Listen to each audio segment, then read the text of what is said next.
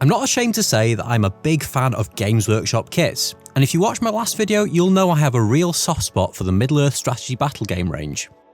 With some kits though, like this Mordor Troll sprue, you get loads of spare parts, which would otherwise end up in the bits box or go to waste. So in this video, with the help of my 3D printer, I'm going to get some extra mileage out of this set and make 3 trolls out of one kit. I'm Benji and welcome to Benji's Hobbies.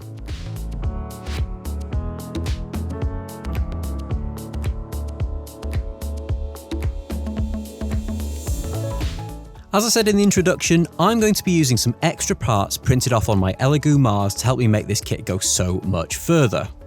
Over the last couple of years, resin printing has become a lot more mainstream, thanks to their plug and play operation, being pretty simple to use and set up, and becoming increasingly affordable. There are a whole host of files available online, and I found this STL file for a blank Mordor Troll body on Thingiverse. If you're interested in printing the file yourself, you can check out the description below where you'll find the link. There are 2 versions of this model. One free version that has boots on, and a paid for version which includes bare feet.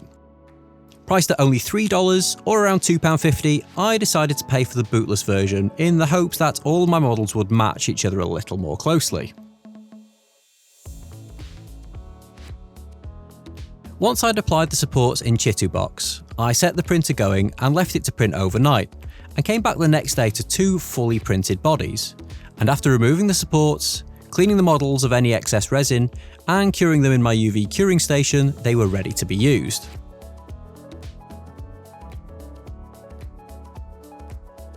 Before I start putting them together, I took some time to compare the original Games Workshop body against the new 3D printed versions.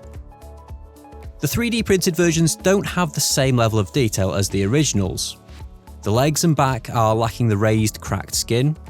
The cloth is a little flat and doesn't seem to flow naturally around the legs, and overall there just isn't the same level of detail as on the original. Now, some might say that this is due to the limitations of the 3D printer. However, I have printed many other models off with more detail than these with no issues, and in this instance I have no doubt that it's down to the model itself lacking detail. Because the resin torso lacked some of the detail and definition of the original, I decided to use the original plastic one to build my drummer troll, as this one would have more exposed skin areas, and I wanted to make the most of having extra detail visible. I assembled the model as I would any plastic models, gluing the parts together using Tamiya Extra Thin to bond the joints together, and I'm pretty happy with the pose and how all the parts line up together, without any gap filling or extra work needed. For the second troll, and the first one with a 3D printed body, I decided to build it as a standard Mordor Troll, similar to the ones we see bursting through the doors at Minas Tirith. The large chest armour piece covers most of the front of this miniature on this version, and it does a great job of covering over the otherwise featureless torso, and along with the armoured arms and horned helmet, this one came together pretty quickly. I'm not sure whether it's just the way the arms are posed or the way the armour fits on the model, but I'm not overly happy with how this one has turned out. On first glance it looks okay, but the legs look very thin and weak in comparison to his thick drummer brother, but I'll reserve final judgment until I see them all finally painted.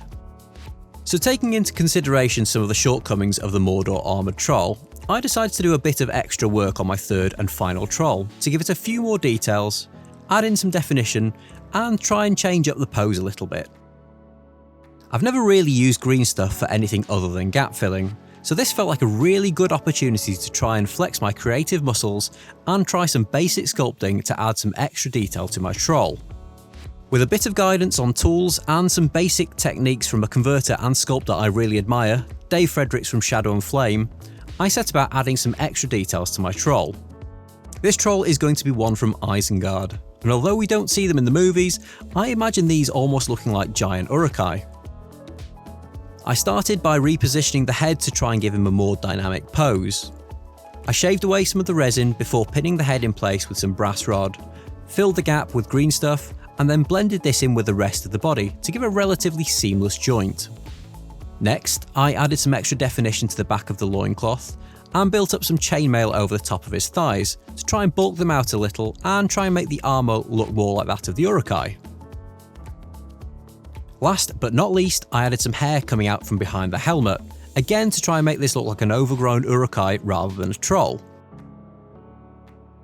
Having never sculpted before in my life, I found the process really fun, and although I think I can definitely make improvements when I try again in the future, I don't think it's bad for a first attempt. And now that I've got the tools, it's definitely something I'll be trying again in the future.